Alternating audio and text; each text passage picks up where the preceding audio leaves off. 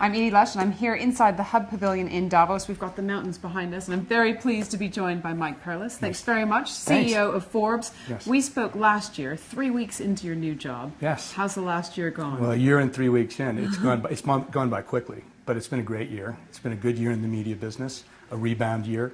08 and 09 were kind of tougher years for those of us in the media trying to transition, and we had a very good year in 2011, both in print, with Forbes.com, and in mobile, and with the apps that we're creating. So, good year. Tell me a little bit about what you think the themes in Davos that relate to you, that relate to journalism and the media have been. Well, I think there's a lot of conversation about professional journalism and opinion and the voice of the people. Everybody is a content producer today, whether it's whether you're in the content business, whether you have an opinion. If you're in the corporate world, you want to be a content producer too.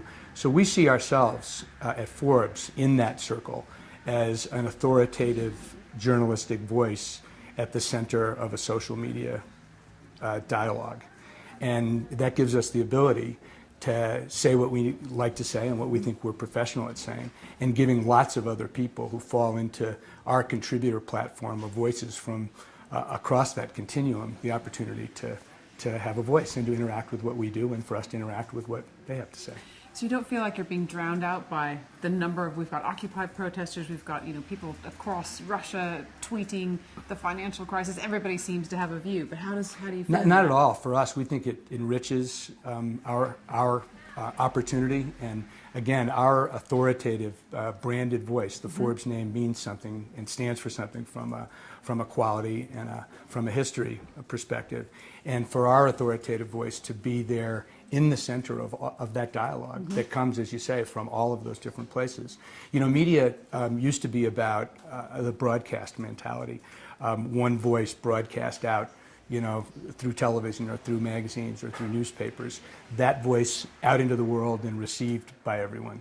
Today, we do broadcast our message out, but it goes out in a way that allows people to respond, to comment, to interact, and it becomes a big circle of much enhanced, I think, opportunity for people to learn and to understand issues. It hasn't been a great year for a lot of big corporations, and I wonder how.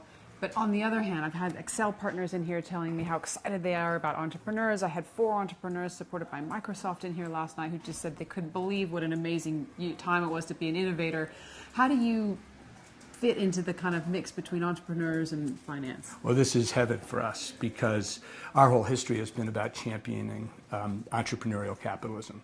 And the entrepreneur, the guy with an idea, the guy who starts his company, the guy who builds that company, employs people, gets rich in the process, and makes those around him wealthy as well. That's what we're all about. We're about people and places and the companies that are built from entrepreneurial capitalism, much less about the corporate world. As some of the kids that you're describing, like kids who play music that want to be on the cover of Rolling Stone, they really want to be on the cover of Forbes. If they're successful, that we do almost exclusively photographs of individuals who have accomplished in the world of business on our covers. And if you're on the cover of Forbes, was with Sean Parker last night, and he was on the cover of our Forbes 400 issue. And to him, this is just, for us it was great to have him. For him it was, wow, I'm on the cover of Forbes. Yeah, I've made it finally. Yeah, exactly. Well, not even finally, but I've made it. A couple of times now. Tell me, in terms of, if we look forward a year, we're going to be here again. What are your plans for this year, for 2012? Well, we've got Forbes.com is driving so much of what we do. We've created a contributor-based platform for content creation.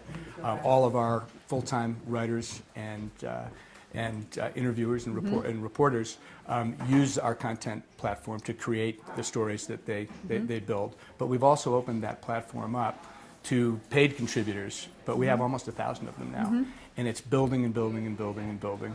So the traffic on Forbes.com is growing very rapidly. We're almost 30 million unique visitors on a monthly basis now, which is really fantastic for us.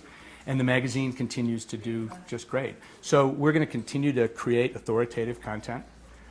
More and more we create that content centrally, and then we distribute it out to to the channels that we have with the magazine, with Forbes.com, in mobile, on apps.